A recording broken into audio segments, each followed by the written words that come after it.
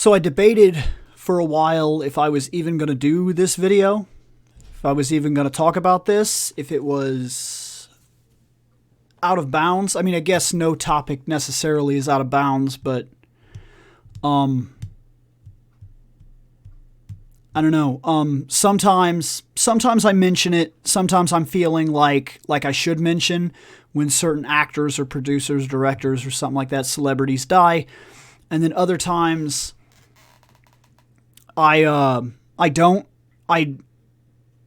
It's a weird thing in me. Sometimes I feel like I'm chasing a clickbait-esque kind of thing, and it makes me uncomfortable, and I don't want to do that. I don't want to be that person. That's never been my YouTube channel. I've never been chasing what's popular. I've just had things that I want to do. Like, I wanted to do game reviews along the line of James Rolfe and kind of see if I could do it, and I did. I did a couple of them, and they were fun, and they're over there on Reploid Productions, and I think they were also reposted to Fandom Night. And I've had other things that you could say, like I did news articles for a little while where I talked about things that were very much like in the moment when I was trying to kind of make Fandom Night like an absolute in the now, in the know. And I left that behind. That was also something that I became uncomfortable doing because it made me feel like I was chasing clicks, talking about things that I necessarily didn't know about or didn't necessarily care about. And if I don't care about it, it makes me feel dirty. There's just no other way to explain it. I don't like chasing clicks. That's not what this show is. This show, not just this show, Fandom Night is also... we enjoy talking about topics that are present, but there's a lot of things that we avoid and we simply don't talk about it unless there's a legitimate reason for us to talk about it. And it's the same with this. This was a video that I really sat here for a while and I debated whether or not I was going to talk about it because, like, we did like a thing when Leonard Nimoy passed away, we did a thing like 10 episodes of Star Trek you should definitely see and whatnot. And that I even kind of feel like wasn't, I don't know, maybe it's the idea that I can't live up to how I would like to praise something or phrase it or say that something was important to me or that something gave me hope or something like that. And that's the reason I normally stay away from these topics. But this time, I felt like I should say something, and I know it's going to be crazy, but This person is partially responsible for Fandom Night.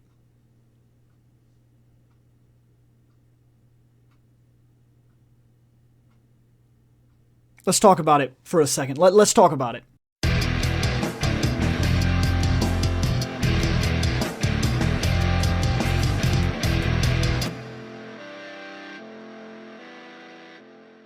So there's a high probability you already know this, especially if you're on the group pages and whatnot. You know Trevor Moore died.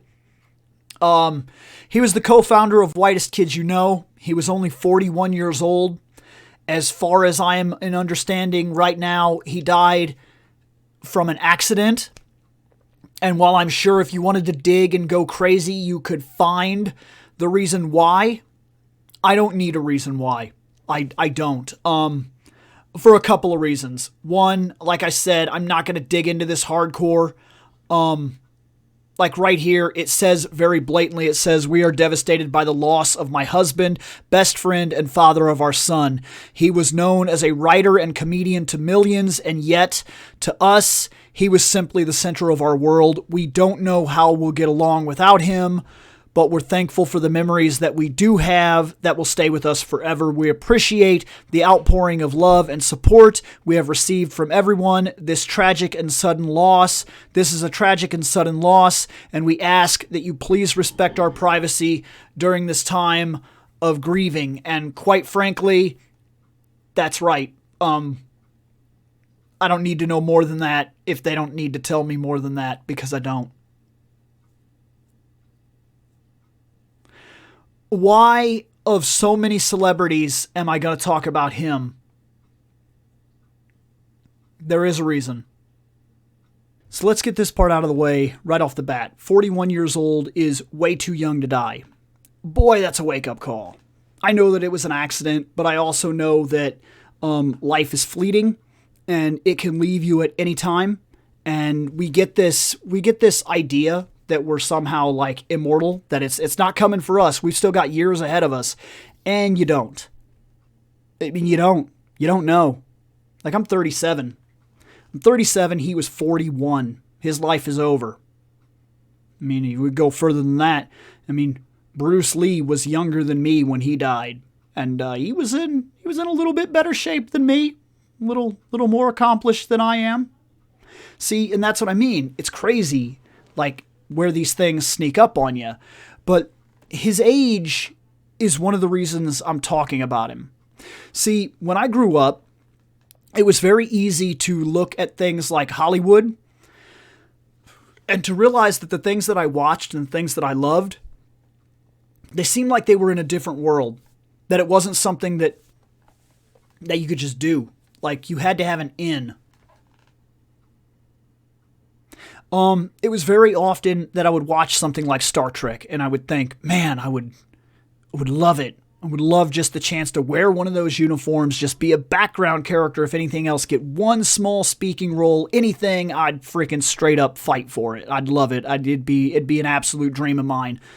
And to do things like acting and whatnot, for a very long time, this is not a joke, for a very long time, my love of those kinds of situations kept me like playing with toys. That's real. For a very long time, way, way older than I'm sure I was supposed to be, I think I was still literally playing with action figures like even 2 years out of school. Yeah. It was about 2 years out of high school before I actually stopped messing with them. It wasn't like I was going out in the front yard and being like, he kicks you. But like, I got to this weird point where I wanted to tell stories, and I would sometimes do that by using the figures. I would set them up and I would kind of script a scenario or whatever, and then I would kind of look through. So I guess it wasn't necessarily playing, but they went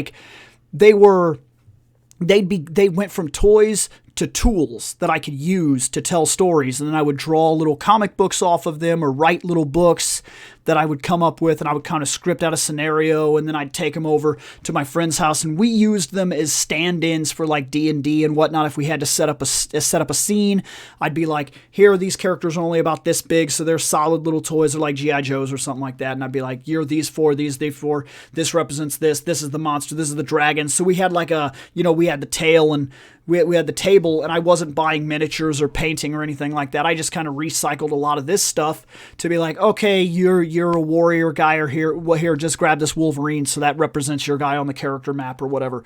And I'd created card games that actually used the figures in like fighting games, tabletop. I built tabletop games around them and kept the idea alive for a long time because I was always into playing characters and scenarios and writing and things like that. I was very into it. That was very something that I did. And I never believed for a minute that it was something that you could do if you were just you. I always believed that it was somehow out of your grasp. But when I was growing up, I had a friend, and my friend introduced me to a website that changed my view on this completely. That site was called Whitest Kids You Know. And I remember it was back before the YouTube days when you actually had to go to a website called The Whitest Kids You Know.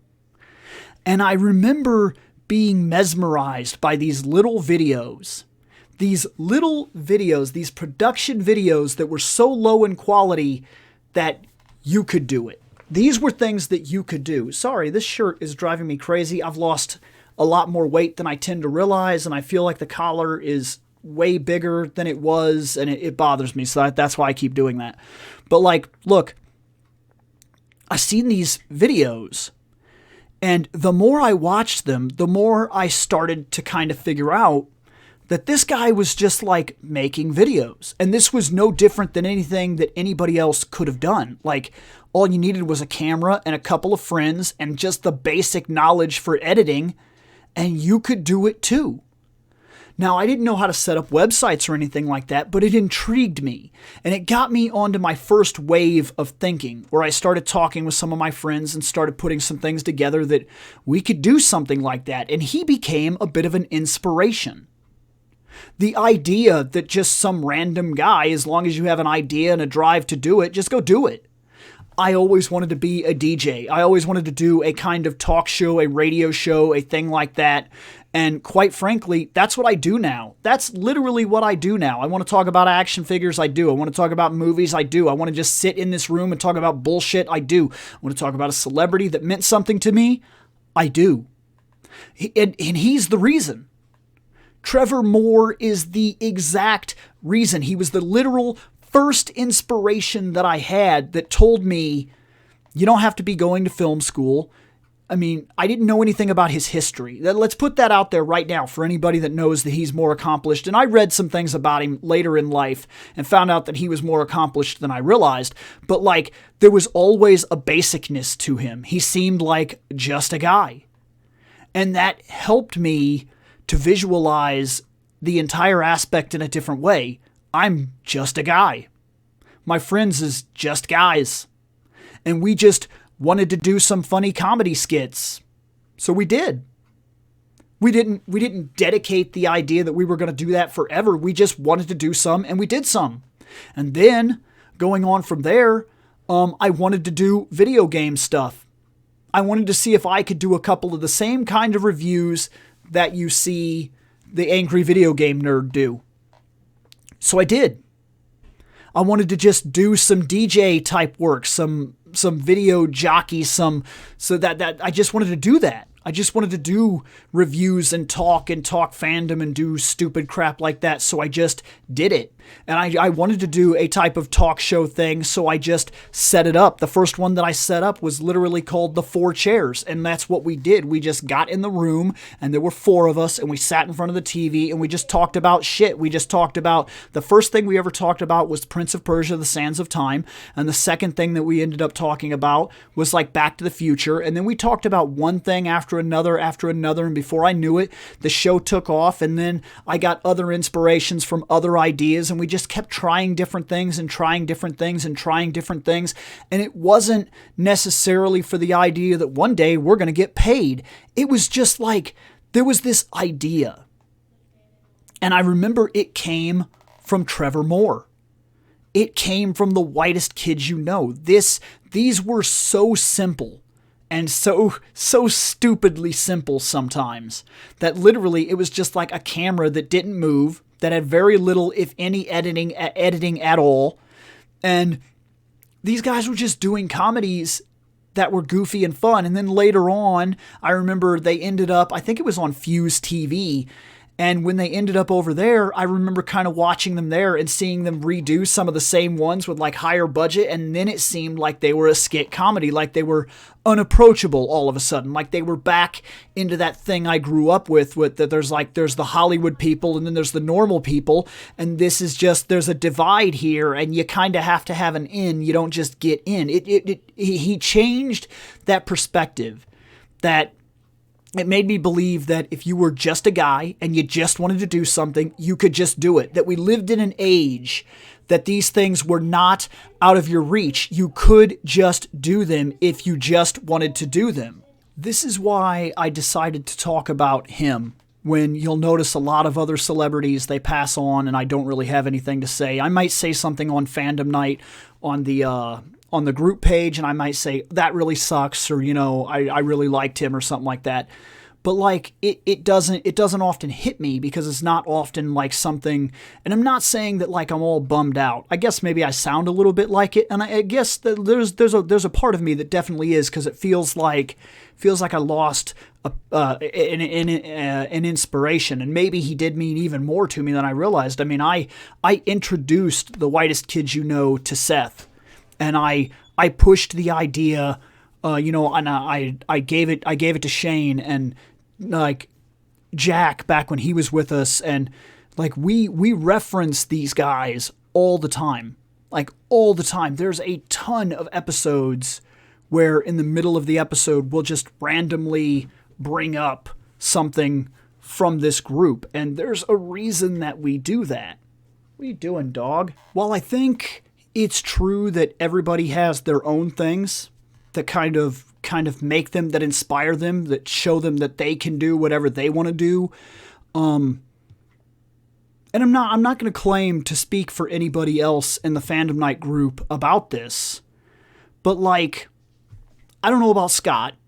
Okay, I really don't. I don't know, because he came in later, but all the original members of Fandom Night knew The Whitest Kids You Know.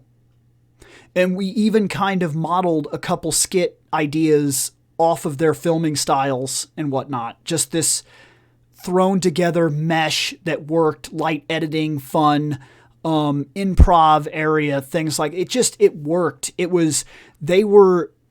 I really think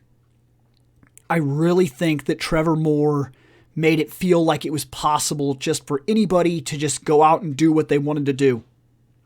That we live in an age where the technology is right in the palm of your hand. I mean, you have a phone. This phone, if you did it right, could film an entire small movie. You could. You could make little comedies and things like that off just your phone, and you don't need anything more sophisticated of a recording device than your phone. I mean, there's good cameras in those phones now. And in some cases, I've done the show on my phone. I have a little adapter piece that sits in the desk right here, and I clip it so that it sits like this, and I push the button, and I can see, and I just do what I got to do, and I hit the button, and I upload to YouTube. Heck, when I started the show, when I started my own one, if you go all the way back to the very first video that was ever posted here, I'm talking about Teenage Mutant Ninja Turtle toys, and I'm talking about the first ones I ever bought, as opposed to the new ones that I bought at the time, and I was comparing how I felt they were to this, and which one was better and which one was worse, and things like that, and it was all done on my cell phone. Because he gave me this idea that you could just do whatever you wanted to do. And it didn't have to be super professional. In fact, there was something charming about the fact that half the time, if they were doing costumes or something like that, it was very much something they found at Goodwill, or like it was a robot made of boxes, and they were just so goofy, and it was so fun, and you could tell that they were just doing what they wanted to do. And it was that idea, it was that principle, it was that attitude that I think found its way to me. And then I kind of passed them on to the guys. And then the guys, I really think The Whitest Kids You Know were a major influence on us even trying this. And I realized that there's so much else out there. And by the time that we started doing YouTube, YouTube was already proven as this giant moneymaker thing, and that anybody could just have a channel, and you could do channels that were stupid, like you could just film a video and then speed your voice up, and somehow that was a big thing, and it would make you money. And then there were things like Angry Video Game Nerd, where his filming wasn't anything spectacular. It wasn't something that I couldn't just do myself, literally. As long as I have a decent camcorder and Adobe After Effects, I'm ready to go. And we did it. We did a couple of things like that where we were just like, we're just going to do like an AVGN goofy, stupid video. And we did like 3 Star Wars reviews. We made it into one big, long video, but we did. And that was very much what we were going for, is we just wanted a very stupid AVGN type of video. And so we have influences all over, but I really think the first step, the thing that made it all possible, was Trevor. And so when this news came up, it caught my attention, and that's the reason I decided to say something about it. So we will very much respect their privacy. We're not going to talk about what happened. I don't know what happened. I don't need to know what happened. I know that it happened. And I know that it sucks. And I know that the longer I thought about it, the more time I put down with it, the more I realized that I don't think I ever would have done any of this had it not been for my buddy introducing me to a Whitest Kids You Know video all those years ago.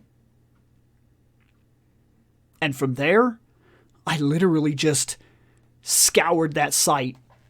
I watched every single video, and then later on I watched them when they were on TV, and then later on I watched their stuff when they came to YouTube, and just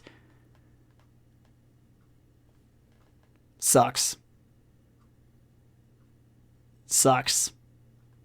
Trevor Moore passed away. That's my story with it.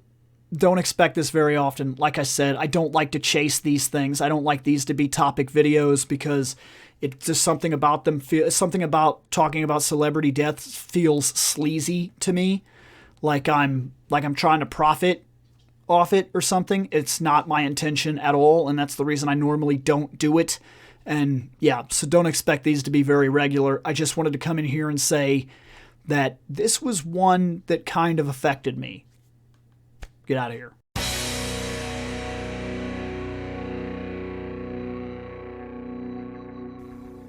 I have spoken.